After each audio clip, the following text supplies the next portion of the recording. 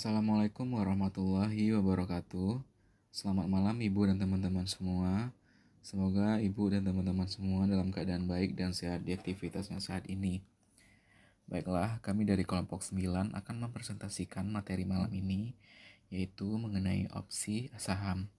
Dengan saya Alex Simon, selaku moderator pada presentasi malam ini, dengan anggota kelompok saya yang lain yaitu ada Tian Septiana, Bang Masrul, dan Fauzan Yahya.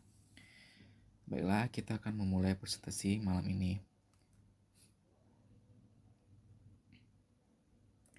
Investasi merupakan pendapatan sejumlah dana pada saat ini dengan harapan untuk memperoleh keuntungan di waktu mendatang.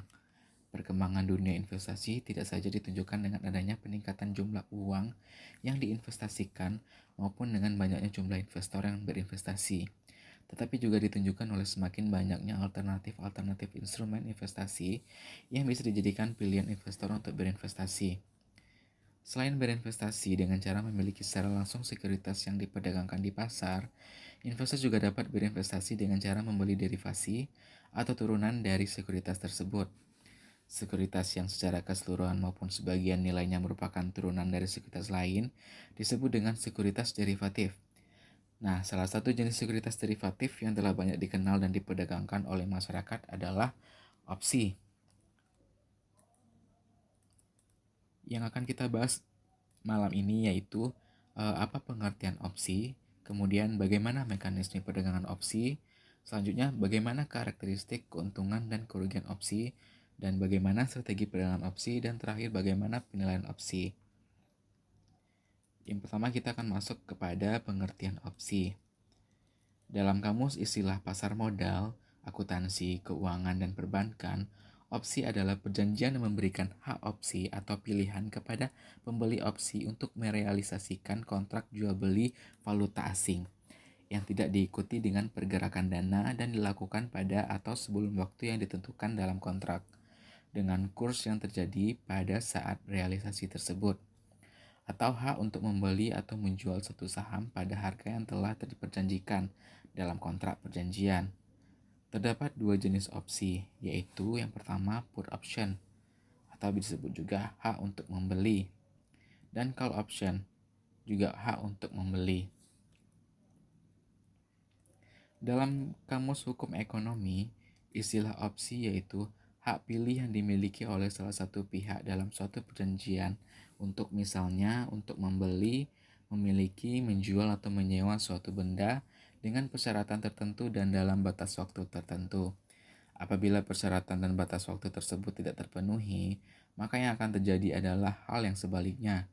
Dalam hukum perseroan, berarti hak pemegang saham untuk membeli atau menjual saham.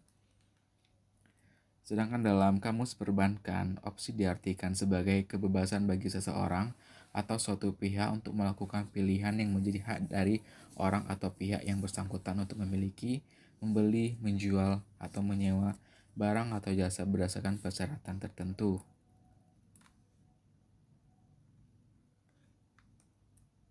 Opsi saham diterbitkan oleh investor untuk dijual kepada investor lainnya, perusahaan yang merupakan emiten dari saham yang dijadikan patokan tersebut tidak terlibat dalam transaksi opsi tersebut. Kemudian kita masuk kepada jenis-jenis opsi berdasarkan bentuk haknya, yaitu yang pertama call option atau opsi beli.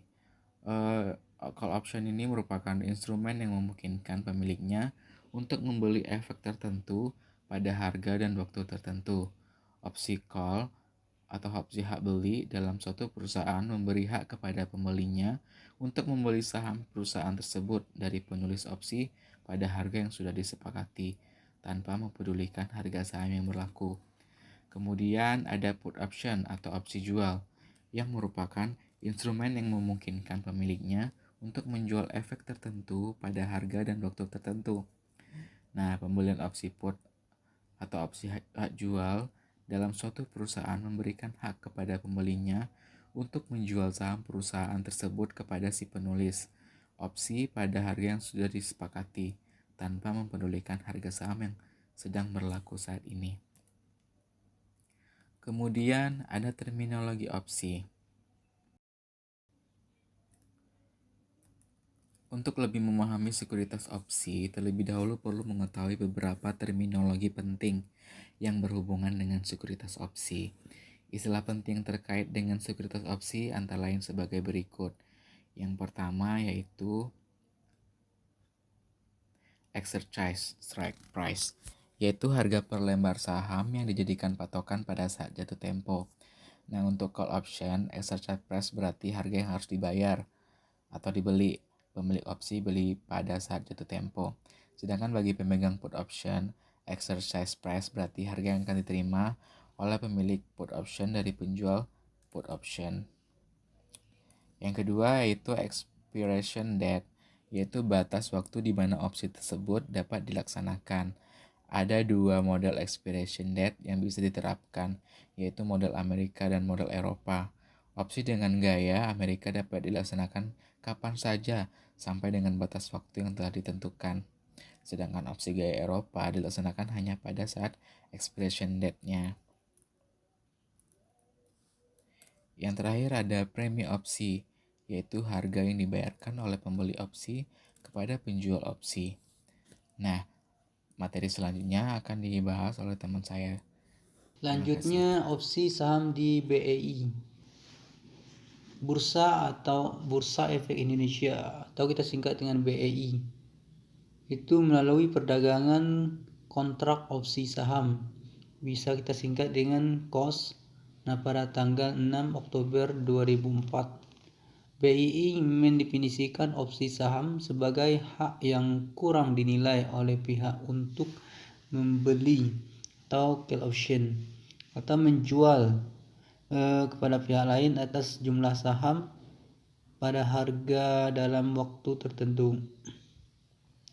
Nah, pada waktu itu ada 5 saham perusahaan tercatat yang menjadi saham induk untuk perdagangan KOS di BII. Di antaranya itu PT Astra International Tbk, kemudian ada PT Bank Sentral Asia Tbk, kemudian PT Indofood Sukses Makmur, selanjutnya ada Telekomunikasi Indonesia, PT HM Sempurna Tbk.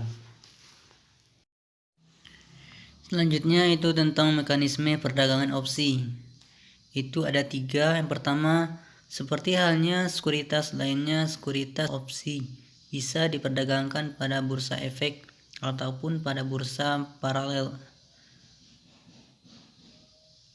Kemudian yang kedua, pada perdagangan opsi ada juga jenis lembaga clearing, opsi corporation clearing atau corporation, bisa kita singkat dengan OCC. Nah, yang berfungsi itu sebagai perantara antara broker yang mewakili pembeli dengan pihak yang menjual opsi.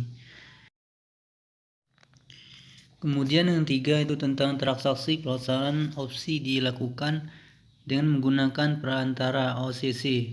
Nah, di mana OCC itu menjadi pembeli untuk semua penjual dan Saya akan sekaligus menjadi menjelaskan penjual tentang untuk strategi semua perdagangan opsi pembeli. dan penilaian opsi. Materi pertama yaitu strategi perdagangan opsi. Investor dapat menggunakan opsi untuk melindungi portofolio terhadap risiko penurunan harga pasar atau hedging dan untuk melakukan spekulasi terhadap pergerakan harga saham atau speculation. Investor yang mempunyai ekspektasi bahwa harga saham akan mengalami kenaikan akan membeli call option dan atau menjual put option. Sebaliknya, jika investor berharap bahwa harga saham akan turun, maka investor akan membeli put option dan atau menjual call option. Terdapat 5 strategi dalam perdagangan opsi. Yang pertama adalah strategi terbuka atau naked strategi. Naked strategi merupakan strategi perdagangan opsi yang memilih satu dari 4 posisi di atas, yaitu sebagai pembeli call, penjual call, pembeli put, atau penjual put option. Disebut dengan naked strategi karena strategi tersebut tidak melakukan tindakan yang berlawanan atau mengambil posisi lain yang dapat mengurangi kerugian dengan cara memiliki saham yang dijadikan patokan. Yang kedua adalah strategi tertutup atau hedge strategi. Pada hedge strategi, Investor selain mengambil satu posisi dalam perdagangan opsi, ia juga mengambil posisi yang lain dalam perdagangan saham yang dijadikan patokan dalam opsi tersebut. Tujuan mengurangi kerugian jika terjadi pergerakan harga tidak sesuai dengan yang diharapkan. Dua jenis hedge strategi yang umum dikenal yaitu covered call waiting strategi dan protective put buying strategi. Yang ketiga adalah strategi kombinasi. Strategi kombinasi sama seperti strategi straddle, yaitu mengkombinasikan call dan put option dengan patokan saham yang sama, tetapi strike price dan atau expiration date masing-masing opsi tersebut berbeda.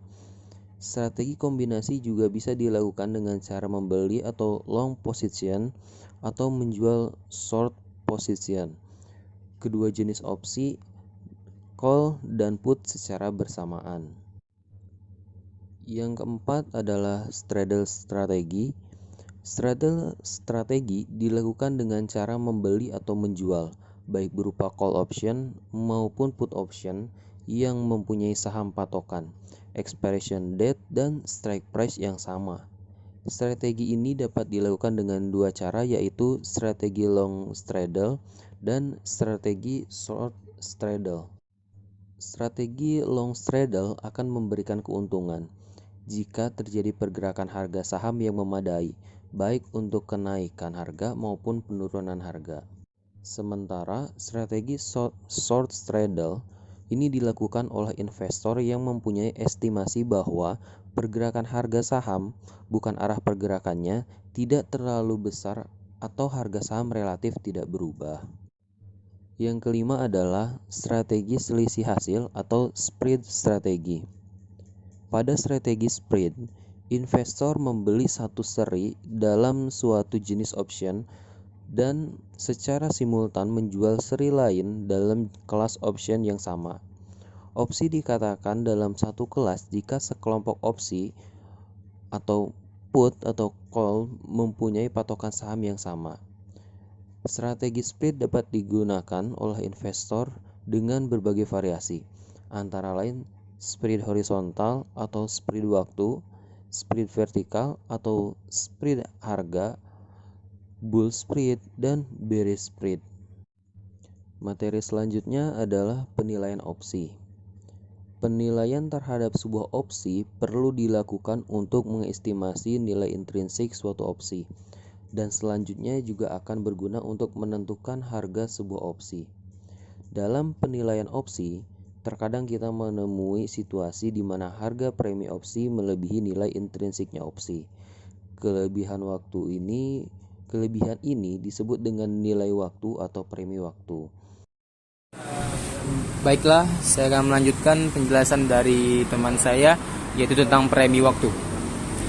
Premi waktu merupakan jumlah harga opsi yang melebihi nilai intrinsiknya. Premi waktu dapat dihitung dengan premi waktu sama dengan harga opsi dikurang nilai intrinsik. Contohnya sebuah call option dengan strike price sebesar Rp1.000 dijual dengan harga sebesar Rp125. Pada saat harga saham sebesar Rp1.100, maka premi waktunya adalah 125 harga opsinya dikurang 100, yaitu harga dari nilai intrinsiknya. Jadi sama dengan 25 jumlah dari premi waktunya. Selanjutnya itu faktor-faktor yang mempengaruhi harga opsi.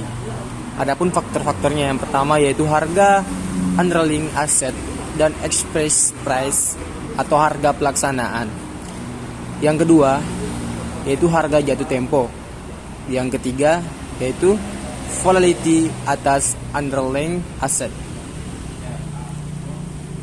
Yang keempat yaitu risk-free interest rate. Dan yang terakhir yaitu dividen yang diharapkan dapat diberikan oleh saham yang dijadikan patokan dalam opsi selama umur opsi tersebut. Sekian presentasi dari kami. Kurang lebih kami mohon maaf. Saya Fauzan Yahya. Saya kembalikan kepada moderator. Terima kasih.